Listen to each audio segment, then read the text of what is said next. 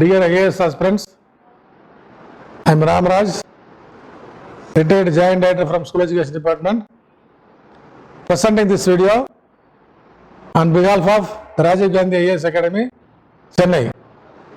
In the previous video, we had been discussing on biosphere reserves. Now we are going to see the biosphere reserves in India included in the world network of biosphere reserves one by one. First one is NILGIRI Biosphere Reserve. The Biosphere Reserve was the first one created in India 1986 and also the biggest biosphere reserve in India. It includes the following parks: Narhole National Park, Bandipur National Park, both are in Karnataka, Wayanad Wildlife Sanctuary, Kerala, Mudumalai Tiger Reserve, Tamilnadu, Mukkurthi National Park, again Tamilnadu, Silent Valley National Park, Kerala, other parts of Nilgiri Biosphere Reserves adjoining Coimbatore area. So this includes all these areas. So Nilgiri Biosphere Reserve means it includes almost 6 parks. The entire area is called Nilgiris Biosphere Reserve. It is the meeting point of both Western Ghats and Eastern Ghats. It is almost a high altitude plateau, around 2000 meters above the mean sea level. Therefore, rainfall is around 150 centimeters per year. Only during winter, the temperature is around 5 degrees centigrade. For the rest of the year, it is 15 degrees. Therefore, you have a variety of vegetation. So, when the vegetation has a number of variety, the animals also are the same type. Let us see one by one. This is Nilgiri Biosphere Reserve. Again, the areas are shown in the map. Rajiv Gandhi National Park, Bandipur Tiger Reserve, Mudumalai, Kalpetta Forest Area, Nilambur Forest Area. This is Silent Valley, Srivani Foothills, Coimbatore area, the Kunda Reserve Forest Area, Nilgiris North Forest Division, Talamalai Forest Area, Erode, Satyamangalam Tiger Reserve Area, Kollegal Forest, Vilgiranga Hills, Erode District, Kaveri, Hosur. The entire tract comes under Nilgiris Biosphere Reserve. So big an area. Therefore, the number of elephants you have in this area is more than any other area in India. Again, this is about the protected area in the Nilgiris Biosphere Reserve. In our previous video, we had been discussing about core areas of the biospheres, core area, where accessibility is highly restricted. So they are called protected areas. So now these are called protected areas of Nilgiris Biosphere Reserve. That is Kodagu, Nagarhole, Mysore, Wayanad, Bandipur, then Moyar area, then part of Udamandalam, then Silent Valley. All these are considered as prohibited area for ordinary men to enter. That is the problem. Next.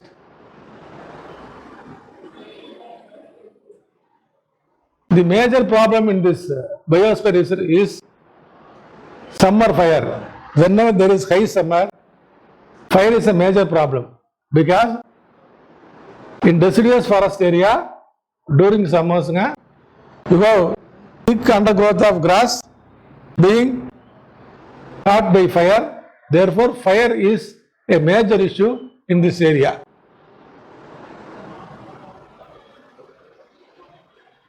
This is Silent Valley Tropical Evergreen Forest.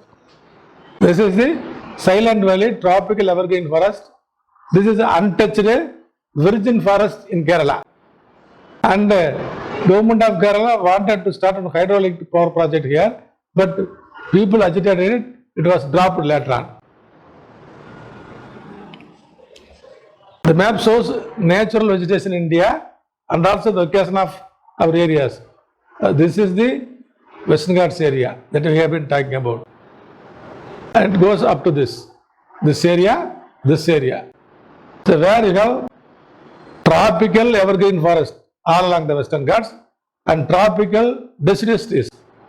So fire is a major problem in tropical deciduous trees because of undergrowth of grasses which die during summer seasons. That is in this area.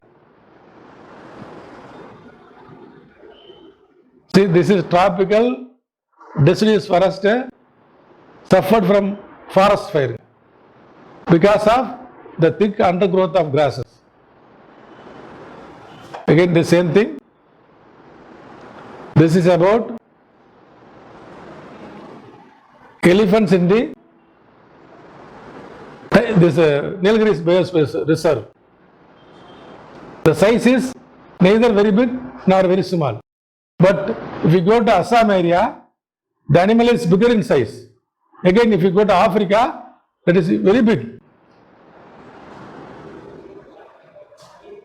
So what are the flora and what are the fauna that we see in NILGIRI's biospherereserve? Flora, costly teak. We have teak plantations, teak trees, both in Kerala and also in Mysore. But the teak in Wayanad area is costlier, quality is also good. We have the same teak but variety is little bit different in Mysore area. Then what is another species introduced by our people for vegetarian, for dyeing industries. Now the court has ordered to cut all those wattle industries. Then the same is the fact with eucalyptus. These are deciduous trees. Chola is the original forest of the Nilgiris. Traditional forest of the Nilgiris are called Chola forest because they are evergreen. Throughout the year the forest was green. Therefore the local people called as Chola. It is temperate evergreen forest. That is locally called Chola forest.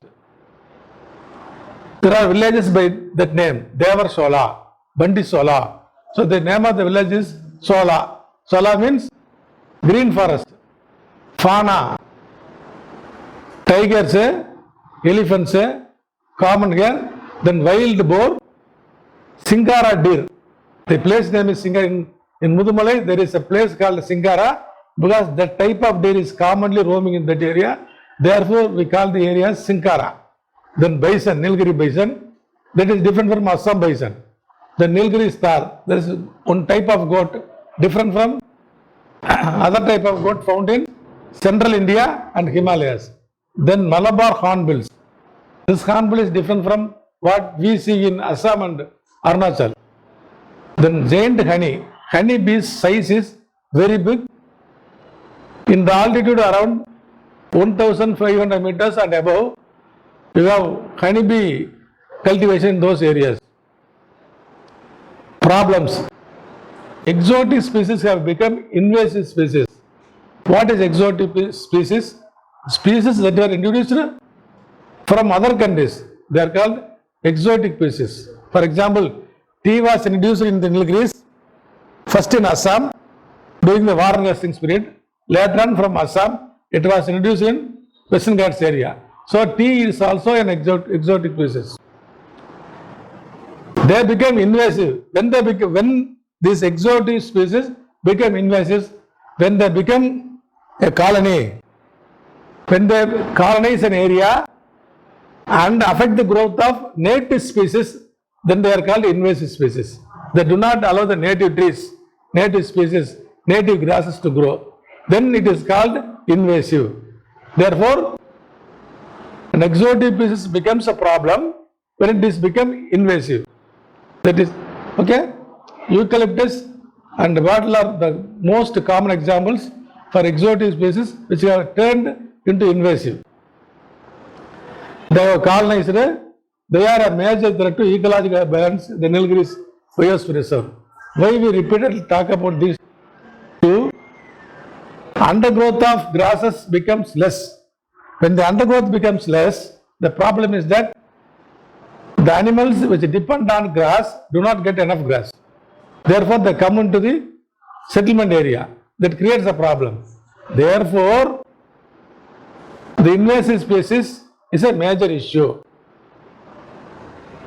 Important fauna. Notable thing is Indian pangolin. This other name for Indian pangolin is ant-eater. I have already told in my another earlier video that pangolin has so much of virus in its body. If you disturb it, it will come out and attack the human being. Chinese pangolin is bigger in size and most dangerous also. It is suspected that COVID-19 virus might have been come out of this pangolin, Chinese pangolin. Therefore, we should not disturb these habitats and animals living in those habitats. So other ecological problems. Elephant corridors encroachment. So the number of elephants in Nilgiris biosphere reserve is much more than any other biosphere reserve compared to India, found in India. Therefore, during summers, when they do not get enough food inside the forest area, they move from one area to another area. The movement track is called corridor. Since the elephants are moving in the conventional corridor, it is called elephant corridor. So from Mudumalai, it moves to Sigur corridor during summers. So along that path, Sigur corridor path, our people have constructed number of hotels and resorts. That has become a big problem. Therefore, a case was filed in the High Court of Madras.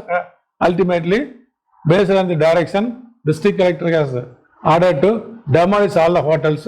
Now they are freely moving. Then man-animal conflict in Nilgiris and Satyamangalam area. Why do animals come out of their habitat? Here Nilgiri biosphere is a habitat. Why should animals come out of their habitat? Elephants come out, tigers come out, deers come out. Why this happen? Because they do not have enough food in their habitat to eat. Therefore they come out. So it's a major issue in Kunnur area, again a major issue in Gudalur area, and also from Gudalur to Kerala route, elephants are a major menace because that was the area inhabited by the elephants. Now people have encroached upon it by cultivating tea. That is a problem. Wild boars entering human settlements. It's a common issue. Now number has gone up. So the thing that we have to learn from this is that humans should not destroy the habitats of animals. If you destroy, naturally they will come out and kill you. That is what is happening in Ooty area. Other ecological issues related to Nilgiris biosphere reserves. So this is about a topic related to Nilgiris biosphere reserve. Western Ghats is part of the Nilgiris biosphere reserve. It starts in Tamilnadu, ends in Gujarat, in Tapti Valley. Now, what is the problem in it? We have appointed a committee. First committee is called Madhav Gadkal Committee. Second one is called Kasturirangan Committee. Madhav Gadkal Committee recommended that the entire Western Ghats should be declared as most sensitive area in terms of ecological problems. But Kasturirangan Committee declared that only 37% of the Western Ghats are ecologically very sensitive.